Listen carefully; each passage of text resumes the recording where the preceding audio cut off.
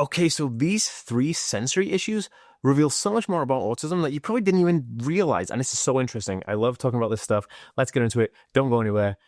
Buckle up. What's going on, everybody? Welcome back to the Ashby world. My name is Dan, and I have autism, ADHD, OCD, and dyslexia. I make weekly videos all about this stuff, actually daily videos. So if you're new around here and you want to learn more, remember to hit that subscribe button down below so you don't miss a video. And if you're watching on Facebook, just be sure to give this page a follow to see videos from me. All right, so boom, this is super awesome. Three sensory issues like that really reveal so much more about autism, because we're trying to find a bigger picture. We have like a very small snapshot of autism, and kind of people say like people don't understand autism. And I think that's incorrect. I think people do understand autism, and I think that people understand autism in a certain way, but I think that there is so much more to autism that we could be looking at that we don't, right? And so it's the understanding is there, the awareness is there, but it's like the deeper knowledge of autism that people don't really know. And it's basically that's going to help us help other people. Now, if you're an autistic person and you're watching this and you're like, dang, I need help with burnout. I want to build confidence. I want to be a more confident person for my relationships, my family, my friends, my work, whatever it is, your career, let me know, because you are in luck. I have a free autism confidence building program called The Bulletproof Brain. You can download it for free. You just go to www.bulletproofbrain.org right now, and you can get access and download this free program from me. It's amazing, and I've had such amazing feedback from people. I love it. Please do it. You'll really enjoy it. Okay, so what are these three things, Dan? Come on, get on with the video. Okay, it's very simple. The first one is temperature issues. Now, autistic individuals have something called sensory processing disorder, which is hence why you clicked on this video, right? And sensory processing disorder is a comorbidity or a co-occurring, comes alongside a diagnosis of autism most of the time. Not every single time, I don't think, but most of the time. And what this means is that you are more susceptible to certain senses. It could be sound, sight, lights, it could be smells, it could be touches, fabrics, textures, foods, all kinds of things. But one of the most interesting things that we never touch on is temperature.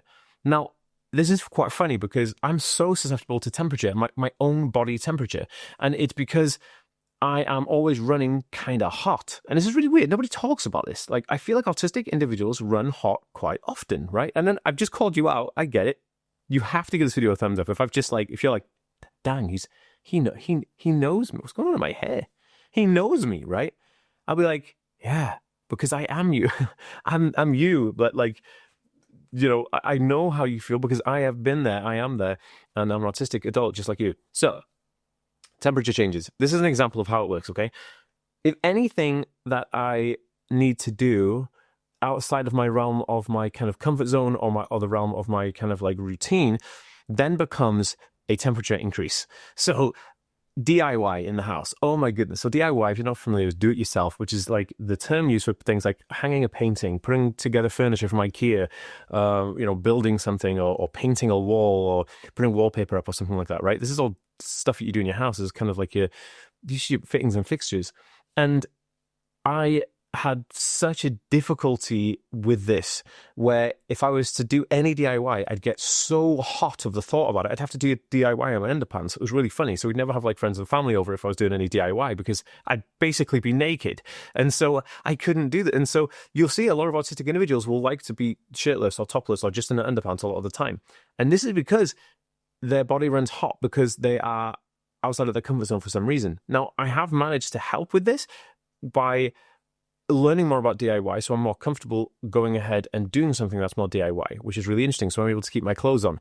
But temperatures, like when I had my newborns, like, so I've got two little boys. I have three stepkids, but I also have two kind of biological kids. And those two kids, having them as tiny, tiny little babies in the house, it made me like, I was like, oh my goodness, it's sort of my comfort zone. I don't know what I'm doing. Looks like any other parent would be, right? But then my body temperature increased, and so I had to wear like a sweatband. Like, it was just crazy. Like, it's so interesting. So temperatures impact autism 100%, and it's so interesting. Okay, number 2 is food situational sensitivity or situational environment sensitivity of food. Now, this basically means that you have a different experience of eating or drinking something in certain environments. And I can give you an example. Okay, so if you go to a restaurant and you get lasagna, the lasagna can be amazing. You can love it. You smash the whole thing. Like, you've got your money's worth out of it, and you smashed it and you loved it. Now, you could also get that same lasagna, go home, cook it, sit down at your table, try and eat it, and what happens? Well, you then realize that you don't like it. You don't even attempt to have it, because even the thought of having that lasagna at home is something that doesn't entertain you, doesn't make you think like, And like, I had this exact thing with my mum. Like, when I was a kid, I used to have like certain things from primary school where I'd eat in the canteen in primary school. My mum would bring it home because I was a very selective eater, and I wouldn't eat it at home because the environment was different. That whole everything that encompasses that environment, the sounds, the smells, the lights, the textures, the seating, the temperature, how you position yourself in that environment, that cannot be replicated at home. So it makes a difference. And it's kind of like this, like, you'd be like, well, I enjoy drinking Coca-Cola when I'm out in a restaurant, but then I don't enjoy drinking Coca-Cola if I'm in my house, right? It tastes different. And you're like, yeah, why the heck is that? And it's because the way your brain is reading that information, the communication part of it, it knows that it's linked to an environmental factor.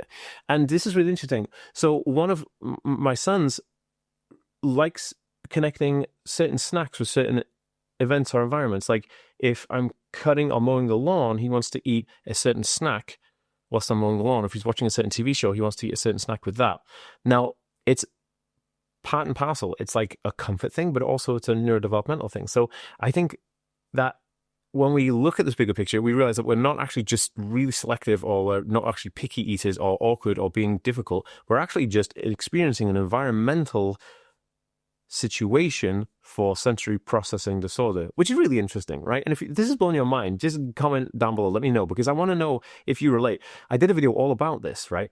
And I talk about my mother, my partner, because we all have very different quirks, and I go into very big detail with it. I'll leave it in a link down below in the comments section or the description of this video. I'll try and link it on a card if I can remember. Sorry guys, I'm always terrible at remembering these things.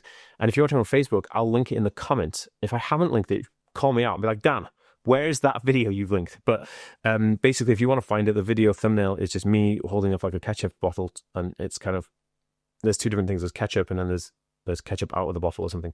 Anyway, that's what it looks like. So the third one is weather sensitivity. Now, weather sensitivity is a huge one, so much so that I have this thing here. This is called a light therapy lamp, and it's an LED type of thing. I'm not entirely sure what kind of bulbs are in this, but it's a therapeutic one, and it is a therapy lamp that gives me sunlight, because I am affected heavily by the weather.